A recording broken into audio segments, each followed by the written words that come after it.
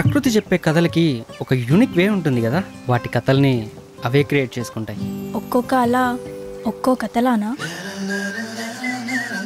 ఇదిగో ఈ అలల్లాగే మన కథ కూడా ఆగని ఒక ప్రయాణం కదా. A journey with no destination but beautiful memories అన్నమాట. ఈ అలలు మనల్ని గైడ్ చేస్తే ఎలా ఉంటుంది? వినడానికి బాగానే ఉంది కానీ అర్థం కాలేదు. అది బోట్ రైడ్కి వెళ్దామని అడుగుతున్నా.